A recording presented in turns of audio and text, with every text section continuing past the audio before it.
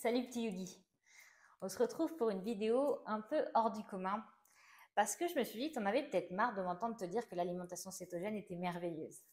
Donc j'aimerais aujourd'hui qu'on liste un petit peu les raisons de ne pas faire le cétogène ou du moins les effets négatifs de l'alimentation cétogène et qu'on essaye de comprendre pourquoi ces effets vont à l'encontre de ce qu'on pourrait vouloir ou de ce qu'on pourrait croire. La première raison de ne pas pratiquer l'alimentation cétogène serait que l'alimentation cétogène fait prendre du poids. Alors, en effet, si tu te lances dans ce régime pensant perdre du poids dès le départ, il est sûr que tu vas être déçu. Parce que il est bien dit que l'alimentation cétogène n'est pas un régime amaigrissant, mais bien un mode de vie. Déjà, première chose, une alimentation, un mode de vie et surtout qui répare. Et c'est là où j'ai bien envie de te faire prendre conscience que les régimes amaigrissants vont être des régimes carencés, car ils vont venir essayer de t'enlever certaines molécules de ton organisme. Toi, ton souhait, ce serait que ce soit ta matière grasse, mais ça peut te faire perdre des minéraux, ça peut te faire perdre des acides aminés, ça peut te faire détruire des glandes qui vont s'attaquer à elles-mêmes, comme par exemple une hypothyroïdie liée à une hypocalorie. Un régime amaigrissant, certes, va te faire perdre du poids dès le départ de son instauration, mais par contre, va détruire ton organisme au long cours. Contrairement à l'alimentation cétogène qui va venir apporter des briques. Et quand on vient apporter des briques, forcément, on augmente la masse. Regarde, imagine, tu es dans une pièce où tu veux venir y construire des meubles. Tu vas devoir y amener des planches, des clous, des vis. Tu vas charger la pièce en bazar jusqu'à ce que tu puisses construire ce à quoi tu t'attends, ce vers quoi tu es allé pour avoir un meuble, pour avoir un lit, pour avoir une table. Mais au départ, il va falloir amener des briques qui vont s'accumuler jusqu'à ce qu'il y ait les ouvriers nécessaires pour construire ces briques. Donc effectivement, quand on démarre une alimentation cétogène, il est assez fréquent de prendre du poids, malgré le fait qu'on s'y lance pour en perdre. J'aimerais prendre le temps de m'arrêter sur 3 types de reconstruction que cétogène va permettre et qui va du coup mettre la perte de poids dans un second temps, dans un troisième temps, voire dans un dernier temps. La première chose, c'est la réparation de ta thyroïde. Si tu veux perdre du poids, tu dois absolument privilégier la santé de ta thyroïde. Et le fait de venir apporter une alimentation riche en matières grasses, riche en protéines et faible en glucides va permettre d'apaiser ta thyroïde. J'ai fait une vidéo sur la thyroïde où je t'y explique effectivement que venir réduire sa consommation de glucides va faire ralentir ta thyroïde, mais de manière naturelle, car tu vas de moins en moins l'obliger à s'activer. Elle va donc avoir le temps de récupérer, de se restaurer, de fonctionner en fait à son rythme normal. C'est-à-dire qu'aujourd'hui, les taux de TSH que la médecine attend, que chacun attend ici en alimentation traditionnelle, c'est beaucoup trop haut. C'est déjà une hypothyroïdie alors même que c'est dans les normes. Et nous, ce qu'on veut, c'est qu'elle soit vraiment très basse, presque hyperthyroïdienne pour la médecine traditionnelle, alors qu'en réalité, c'est un fonctionnement qui doit être très très bas, avec une TSH assez basse, inférieure à 2, pour être sûr justement d'une utilisation optimale des ressources énergétiques et une fabrication adéquate d'hormones thyroïdiennes. Donc la première chose, c'est ok, je veux perdre du poids, mais est-ce que ce que je donne à mon corps permet à ma thyroïde de me maintenir dans un poids santé à long terme? Est-ce que je perds du poids tout de suite? Oui ou non, mais surtout, est-ce qu'à long terme, je vais poursuivre cette intention de réparation métabolique?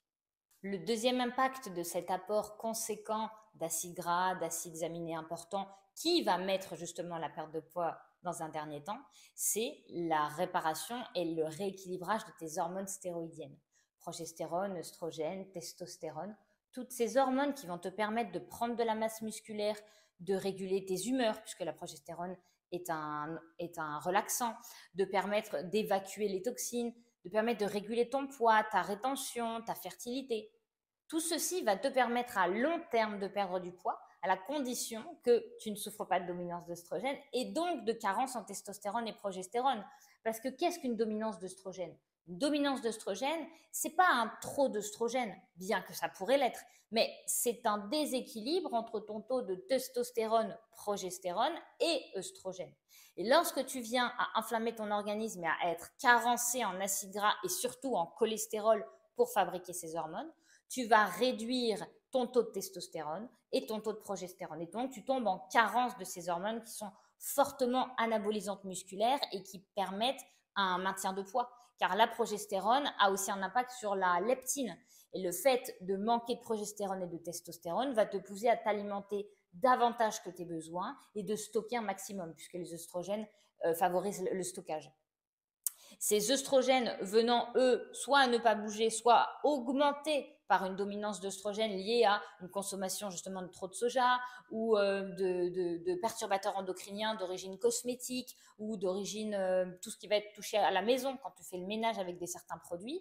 Cette élévation d'œstrogènes et cette réduction carentielle de testostérone et progestérone vont t'emmener vers cette dominance d'œstrogènes et donc vers cette prise de poids.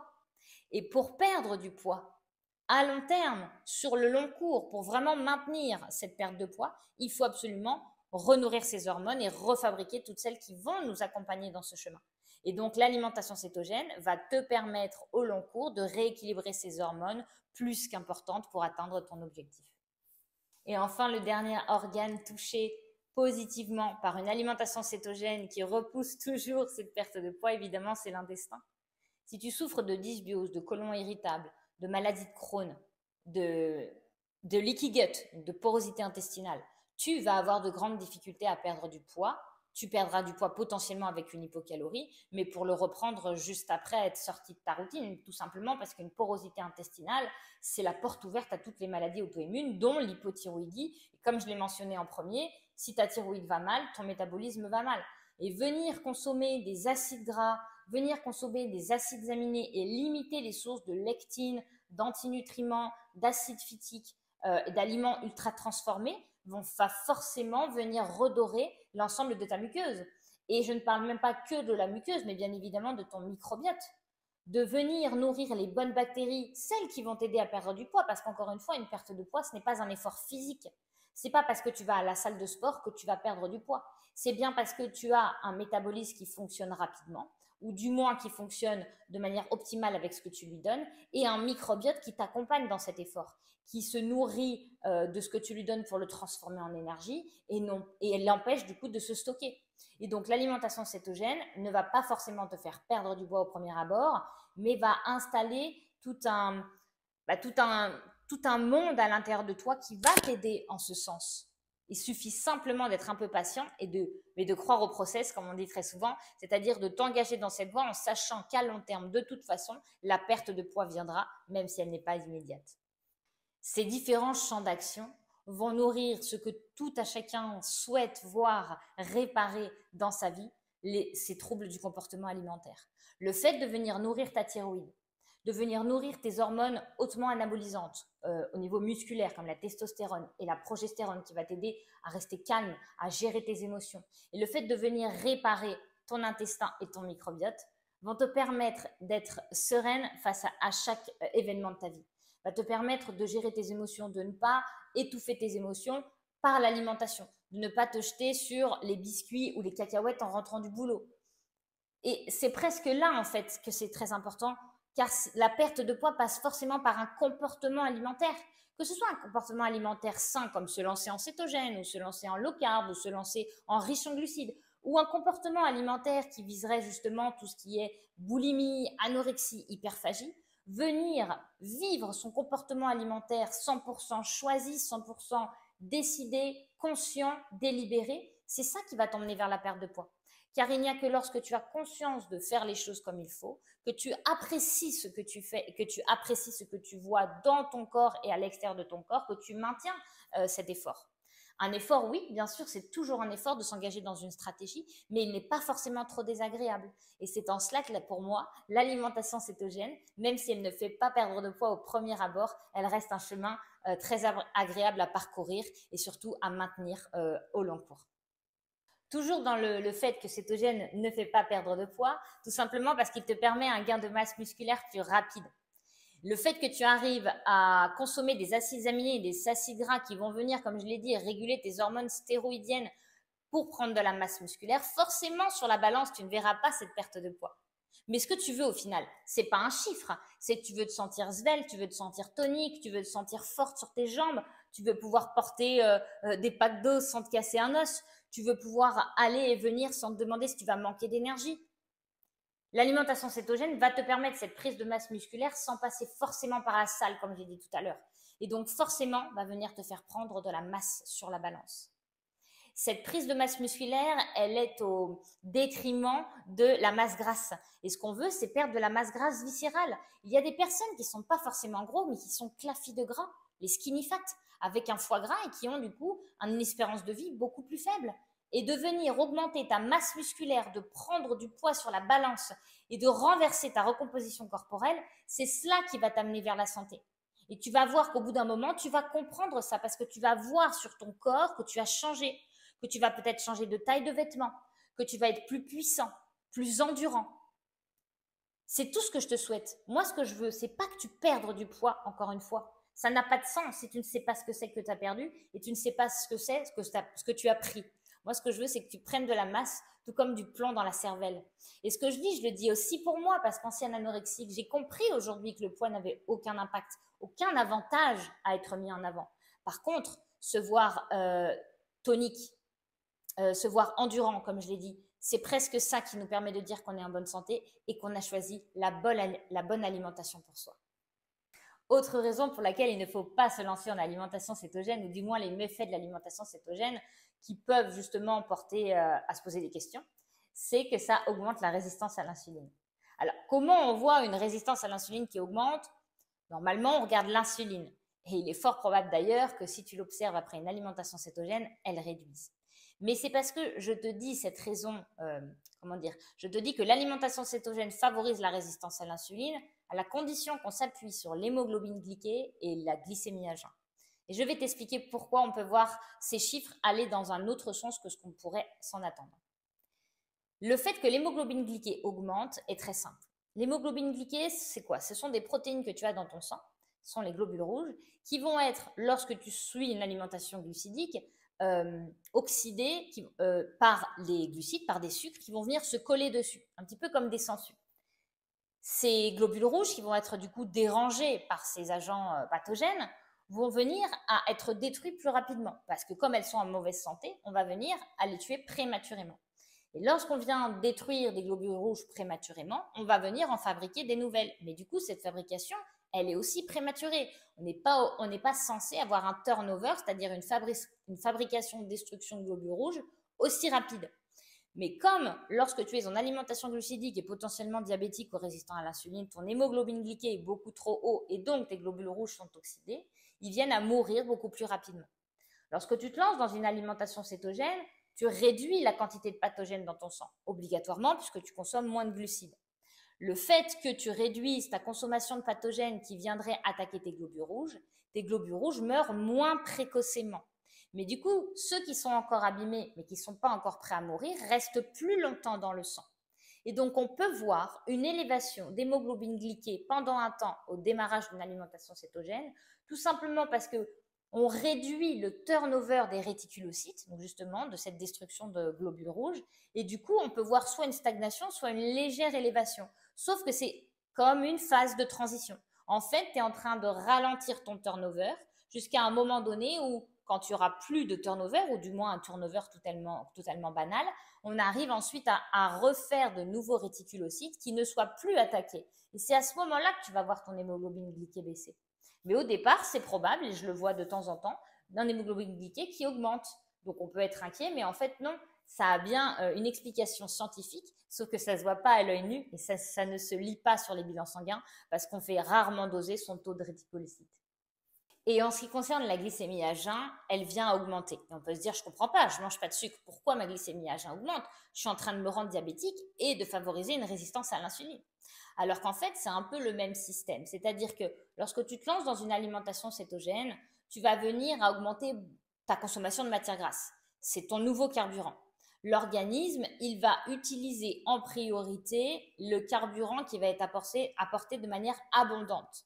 Et lorsque tu vas apporter des acides gras, il va se mettre à brûler les acides gras et il va délaisser quelque peu les glucides, les sucres, le glucose dans le sang. Et le fait que cette accumulation de sucre dans le sang se fasse en début d'une alimentation cétogène, c'est parce qu'on rentre dans ce qu'on appelle le cycle de Randle.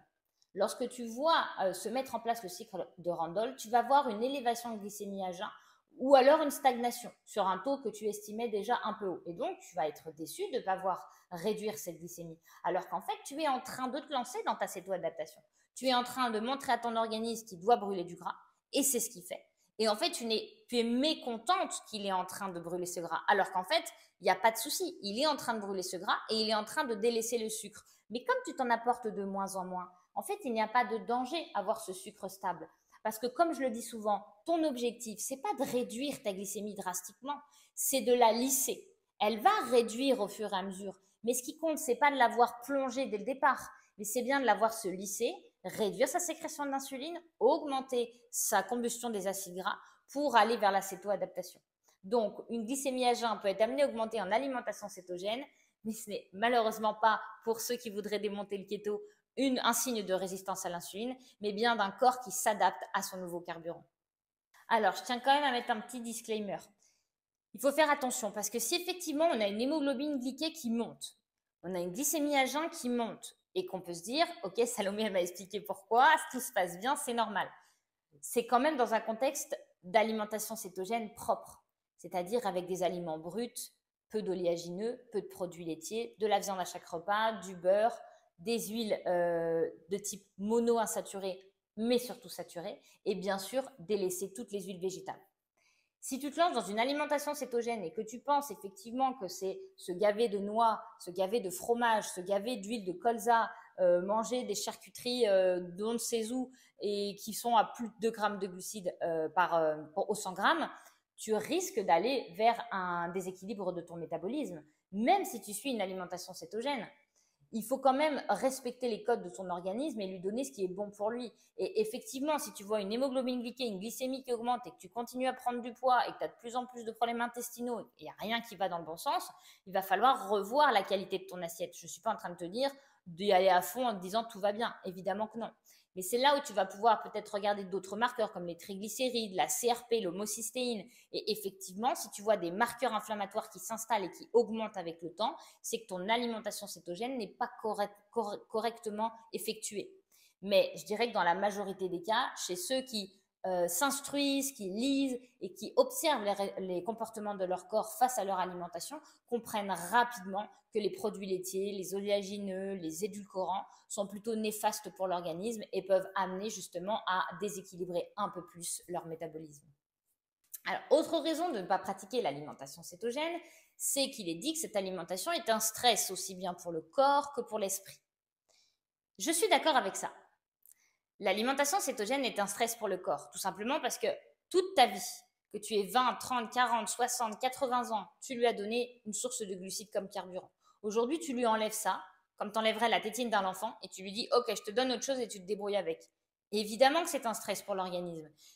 Et j'en ai parlé dans ma vidéo sur les cheveux, sur l'effluvium télogène. L'alimentation cétogène, lorsqu'on s'y lance, va créer un trouble métabolique au départ où on va se retrouver en carence énergétique parce qu'on ne sait pas encore utiliser les acides gras comparativement aux glucides.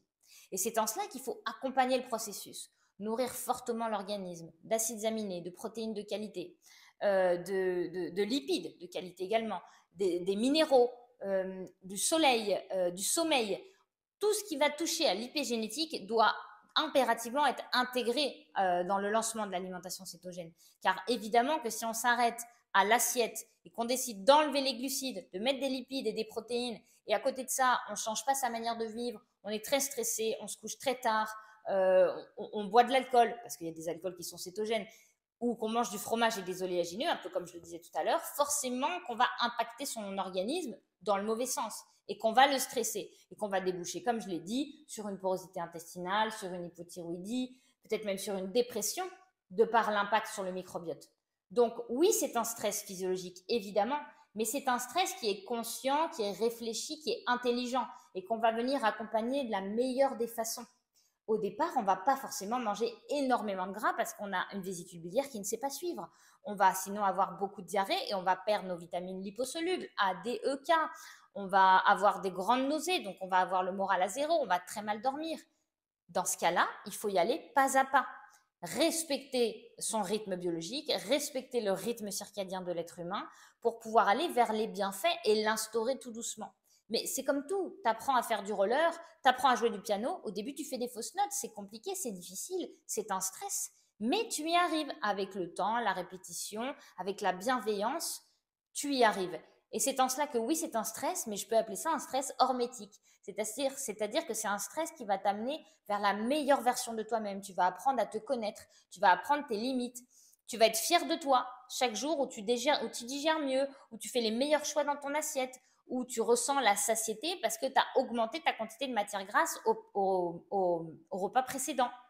Donc, ce stress-là, il est positif à la condition que tu mettes tout en œuvre autour pour que tout se passe le mieux possible.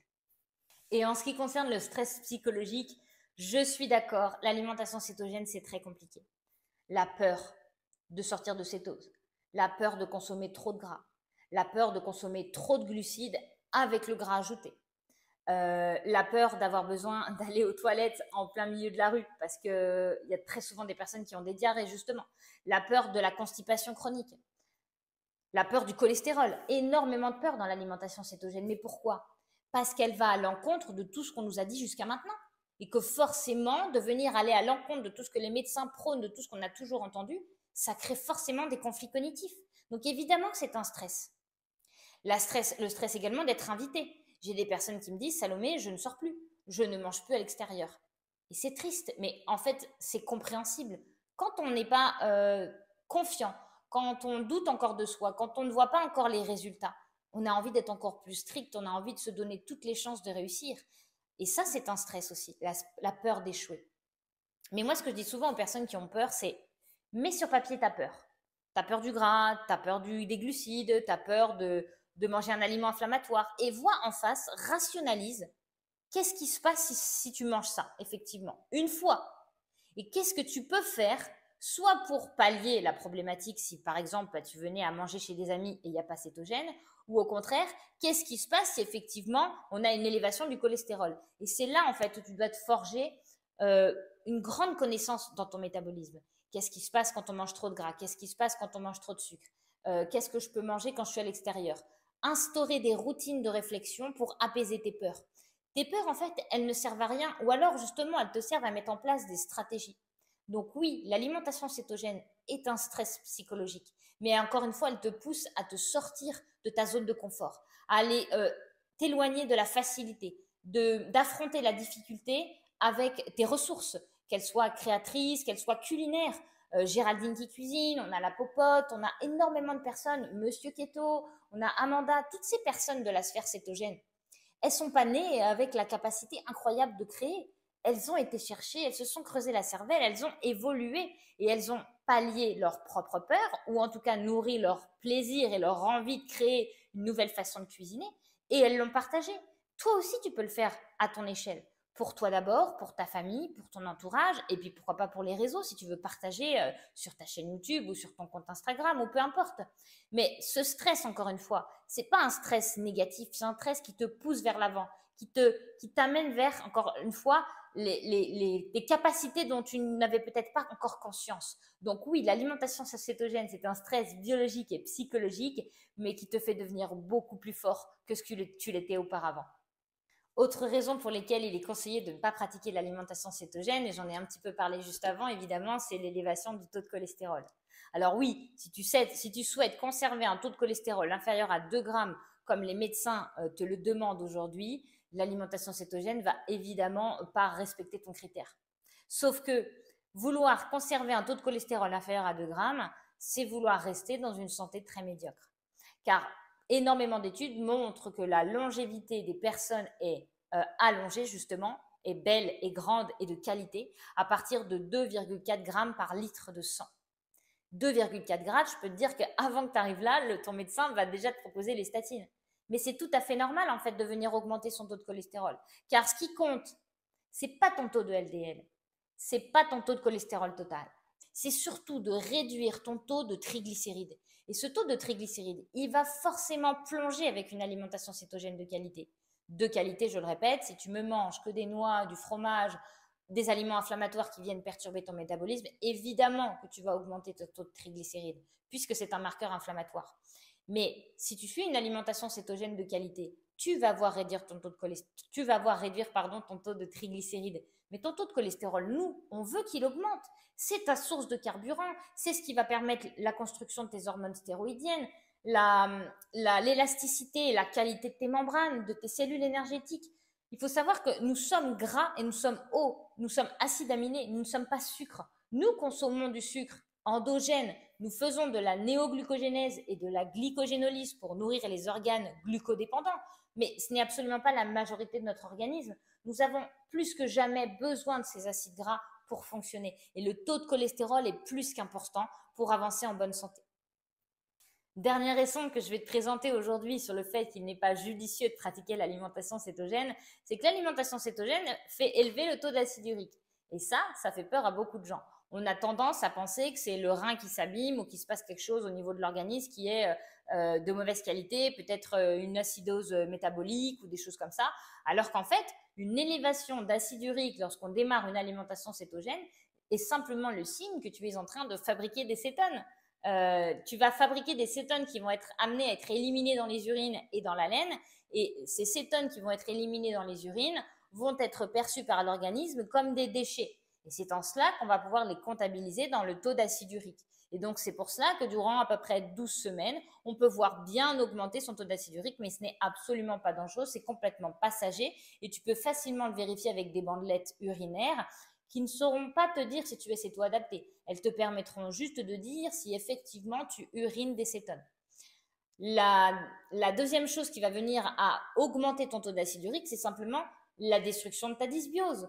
Lorsque tu vas suivre une alimentation cétogène et que tu vas venir justement à réparer ton microbiote et à détruire des bactéries qui n'auraient rien à faire ici, leur autodestruction va élever le taux de déchets dans ton organisme qui va s'écouler évidemment à travers ton acide urique. Donc l'élévation de l'acide urique, c'est potentiellement lié à une cétose, donc c'est ce qu'on souhaite. En début d'alimentation cétogène, cette cétose va être surtout urinaire et au niveau de la laine pour ensuite cesser et basculer uniquement sur un taux de BHB visible dans le sang. Mais on va potentiellement aussi voir des variations d'acide urique liées justement à une détoxification et à un nettoyage de l'organisme. Il n'est pas rare qu'en jeûne long, les gens voient exploser leur taux d'acide urique et c'est d'ailleurs un produit très anti-inflammatoire et c'est très bon signe. Ça veut dire qu'on a un fonctionnement de nettoyage, d'apoptose qui est positif. L'apoptose, c'est le fait de détruire des cellules abîmées ou mortes. Et forcément, il va falloir les éliminer par certains émonctoires, dont les reins. Et on va pouvoir le voir à travers le taux d'acide urique. Donc, un taux d'acide urique qui s'élève en début d'alimentation cétogène, c'est tout à fait commun et c'est tout à fait souhaitable. Petit Yugi, j'espère que tu as bien compris que derrière toutes ces raisons de ne pas pratiquer l'alimentation cétogène, c'est tout simplement parce que ça ne répond pas aux critères de pourquoi on se lance. Ça ne répond pas aux critères de santé de la tendance générale de la médecine aujourd'hui. Mais évidemment que tous les marqueurs que j'ai énoncés aujourd'hui sont positifs pour le métabolisme. Ne pas perdre de poids, augmenter son acide urique, augmenter son taux de cholestérol, tous ces marqueurs, ces critères de réussite, c'est cela vers quoi on veut aller. Bien sûr, tu te lances en cétogène parce que tu veux perdre du poids. Mais encore une fois, comme je le dis toujours, l'alimentation cétogène, c'est un domino. Et c'est lorsque tu seras passé par toutes ces étapes que tu arriveras à la perte de poids. Parce que c'est une alimentation santé, ce n'est pas un régime amaigrissant. Alors oui, ce n'est pas vendeur l'alimentation cétogène, bien qu'il y ait de plus en plus de personnes qui s'y lancent, parce qu'on entend qu'il y a de fulgurantes pertes de poids. C'est pas vendeur de dire qu'on va avoir de la diarrhée, qu'on va manger beaucoup de gras, qu'on va avoir du mal à digérer, qu'on va avoir une mauvaise haleine, qu'on risque d'avoir des troubles cutanés liés à la destruction d'une dysbiose ou à un kétorache, qu'on risque d'avoir mal à la tête, qu'on risque d'avoir des carences en minéraux. Évidemment que ça fait pas rêver, mais c'est parce qu'on est sur un corps fragilisé, un corps qui n'est pas à sa place depuis qu'il est né. Oui, d'ailleurs, dans les raisons, j'ai pas mentionné les carences en minéraux, mais encore une fois, c'est tout à fait normal. Le fait de réduire son taux d'insuline, il faut augmenter son taux de sel. C'est aussi simple que ça. Et aujourd'hui, les denrées qu'on consomme sont très pauvres en nutriments. Donc, bien sûr qu'on sera carencé et que les compléments alimentaires peuvent être nécessaires. Je vais évidemment pas faire l'apologie ici des compléments alimentaires et pas la liste parce que je ne peux pas. Et ça va être en fonction des cas, en fonction des problématiques. Bien sûr qu'il va falloir se complémenter. Est-ce qu'il faut se complémenter toujours? Évidemment que non.